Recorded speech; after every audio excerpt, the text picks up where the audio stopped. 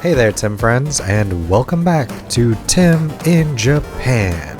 In this episode, we turn dreams into reality. Super Nintendo World in Universal Studios Japan. Let's warp inside. Immediately, the theming is on point. Apparently, this is what it's like to travel through a warp pipe. Wow! Mario 64 fans, rejoice! We've made it inside of Peach's castle, complete with the magic paintings. And heading just outside, we've arrived.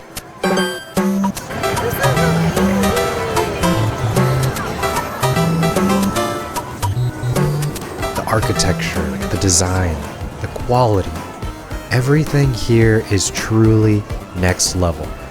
It's like you've literally stepped right into Super Mario World. First things first, gotta get a power band. Oh my god! Special edition! Oh! Wow! I had no idea coming in, but they were selling these limited edition Mario Golden power bands, and I had to get one. I mean, really, how could I not? Yeah. Power bands keep track of all of your park activity, from coins to collectibles to Bowser challenges to Mario Kart ride points. It all syncs up in the companion USJ app. The design of everything is truly immaculate. As a lifetime Mario fan, this was beyond anything I could have imagined. Every single little detail is perfect. Even just walking around, hearing the ping of the coin blocks, taking in the atmosphere, it's like nothing else. And being in Japan, the birthplace of Mario, makes it all the better. First stop, we had to grab a popcorn bucket. Not only is it insanely cool, but the perfect accessory. Got it!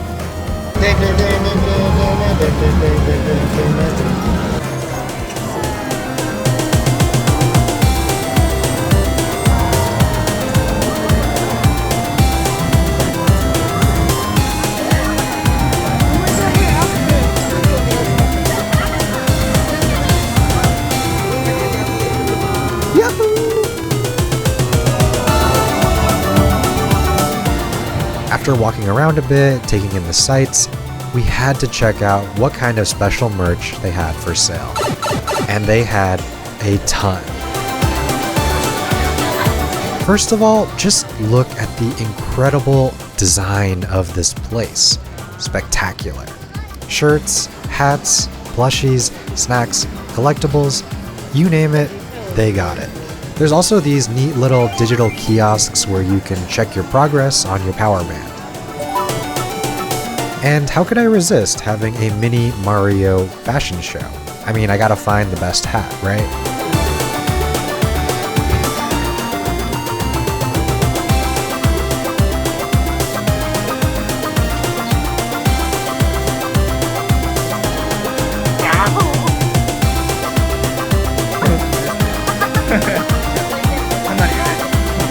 Looks like it came out of the vlog. Yeah.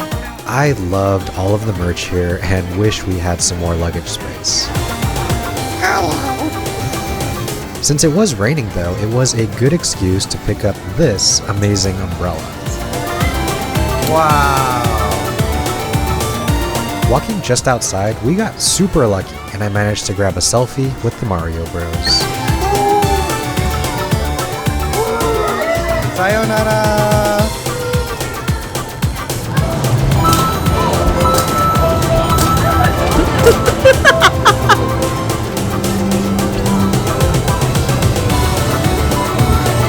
Next up, Yoshi's Snack Island, or, you guessed it, a quick snack.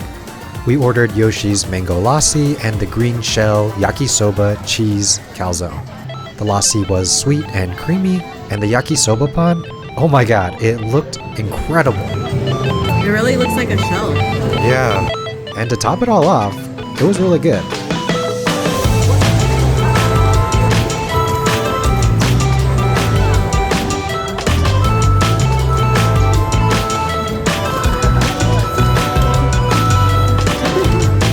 Just strolling around the park is total sensory overload, but in the best way possible.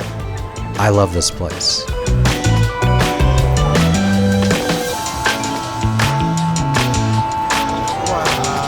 Next, we made it back for our timed entry to Kinopio, or Toad's Cafe. I love how these power band minigames are scattered throughout the park. Not only are they perfectly on theme, but they really capture that sense of discovery and wonder ever present in the Mario games. I probably sound like a broken record at this point, but Toad's Cafe is truly a marvel. Not only is the decor and theming totally on point, but the food is actually good, and the ambiance completely unmatched. They even have little toad penguins delivering ice to keep your drinks cold. And we've arrived at the main dining room. First impression, totally jaw-dropping. Also, check out these awesome Mario-themed table trackers. While waiting for the food, we enjoyed a tasty star-themed beverage.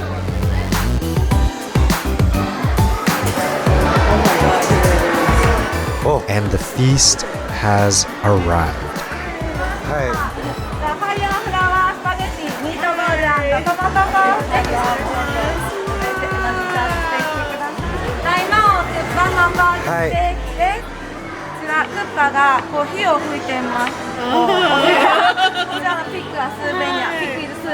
Ah, nice. すごい。かわいい。も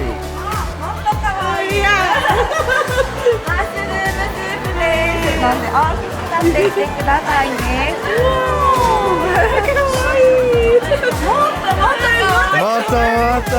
うわー。すっごくかわいい。すっごく。やばいやばい。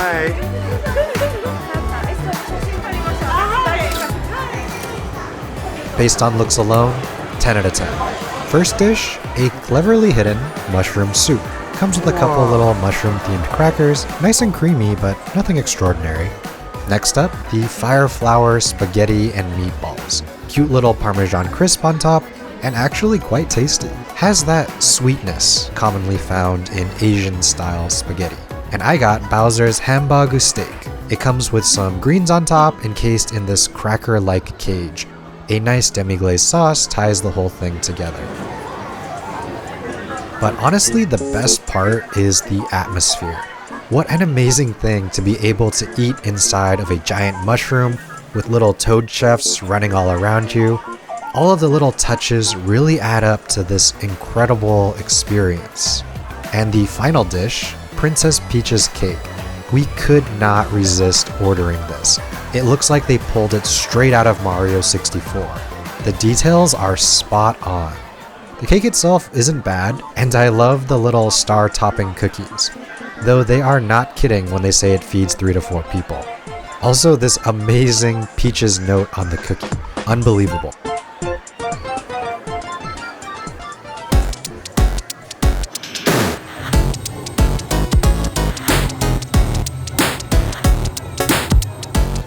With lunch out of the way, it was finally time to head to Bowser's Castle for Mario Kart Koopa's Challenge.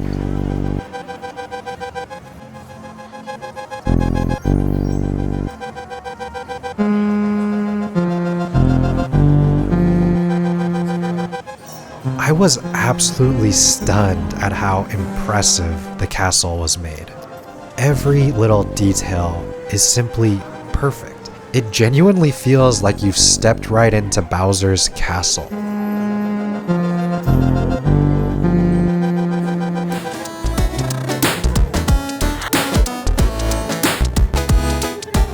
Once inside, they set you up with a Mario hat to house your AR glasses. The strap is easily adjustable to fit any size head.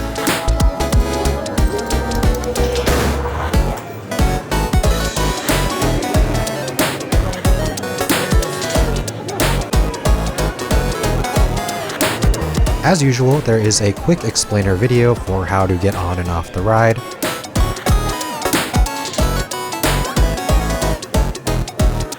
By the way, the single rider line can save you a ton of time.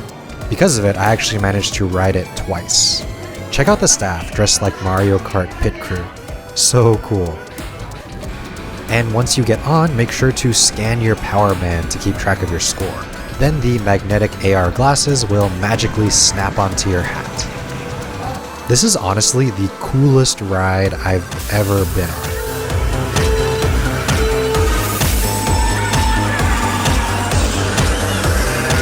It mixes a live track with an interactive AR overlay, creating this one-of-a-kind, interactive gaming ride experience. You have a steering wheel with little buttons on it, you aim by moving your head, and then pressing that button shoots shells at the characters whizzing by. The whole thing is insanely fast and chaotic, yet so incredibly fun. At the end, it tells you the winning team and shows you some of the high scores. Of course, it empties right into the gift shop, which is just as cool as the previous one, except this one is specifically Mario Kart themed.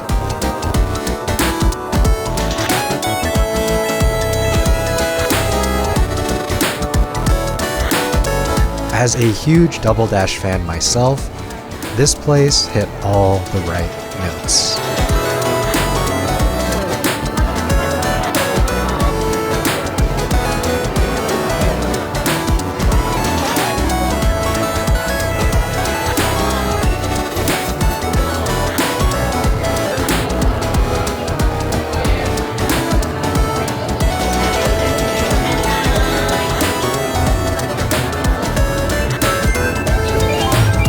Next, it was time to try my hand at Koopa's challenges to gain entry to Bowser Jr.'s lair. These are a series of interactive minigames with varying obstacles to complete. Okay, so I just did that one where you have to touch all the blocks. Normally it's up to 4 people, but for me, it was just me and one other guy. So it was just 2 of us. And at first the guy was like kind of like playing all cool. But then once it started, you know, we were going like crazy. And we won, just the 2 of us. We hit all the things. We were so excited, and I was like, high five. And I gave this like Japanese guy a huge high five, and it was so awesome. And on to the next one. There are actually 6 challenges in total, but I only had time for 3, which is the minimum you need to get into Bowser Jr.'s lair.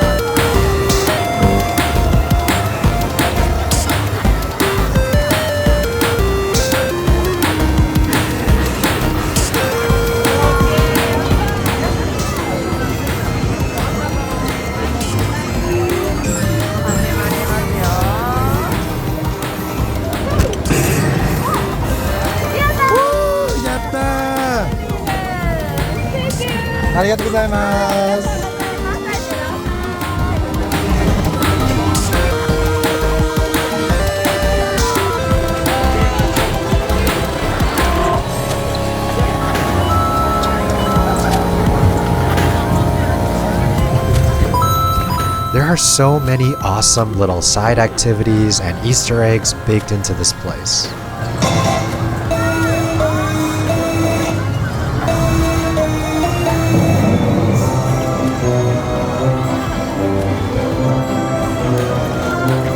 And this is one of the challenges I didn't have time to do.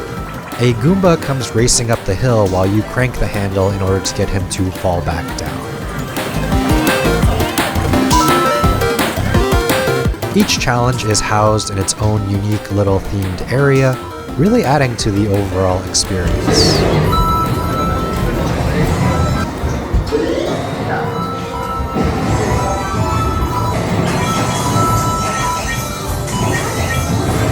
This interactive touchscreen game gives you a randomly chosen power-up. And I gotta say, it felt amazing to be able to shoot fireballs at Koopa Paratroopas in real life.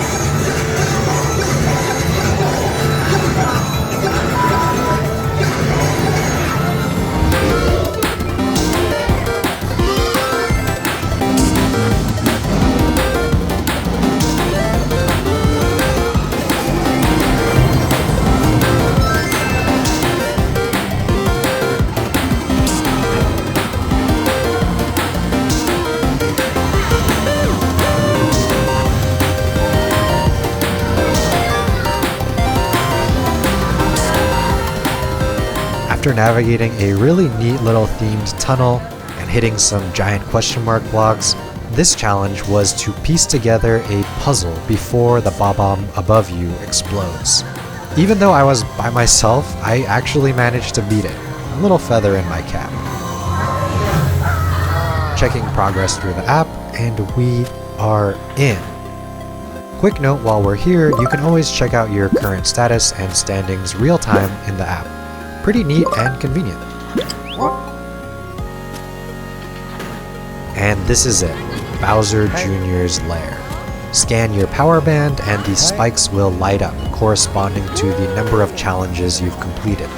As long as you have 3, you're in. Once inside, you can see all of the little Easter eggs and Bowser Jr. graffiti right out of Mario Sunshine. Just like every other inch of this park, the theming is next level.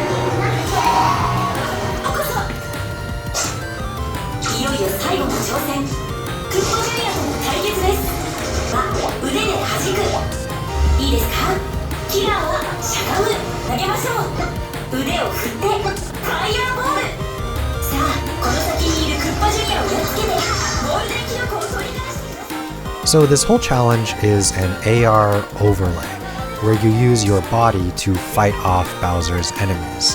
Because I was on the very end, it was actually a little bit buggy, but it was still a lot of fun. Whether or not you win actually does depend on everyone's participation. All that being said though, it was a lot of fun and throwing fireballs never gets old.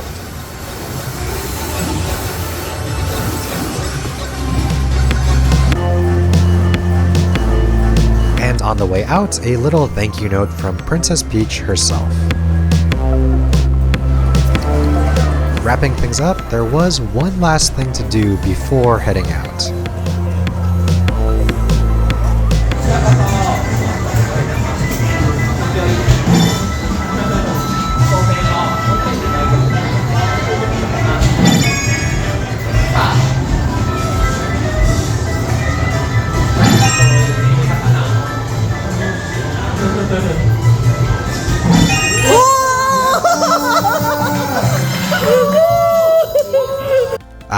Ending things on a high note.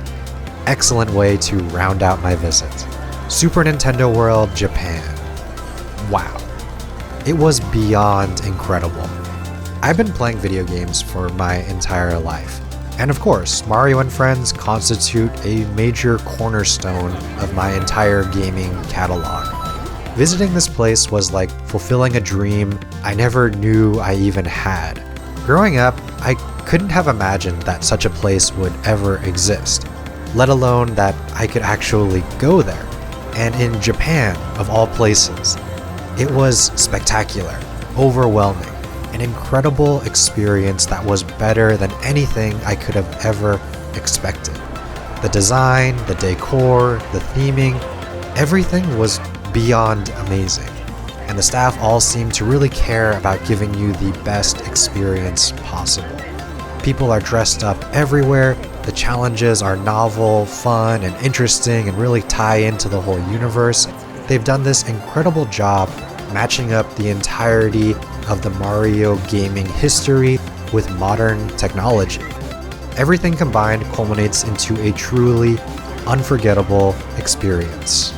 I can say without a doubt that I loved my time in Super Nintendo World at Universal Studios Japan, and I would not hesitate to recommend it to any Mario fan out there. I'm Tim, and these are my thoughts. Be sure to check out the rest of Tim in Japan on my channel.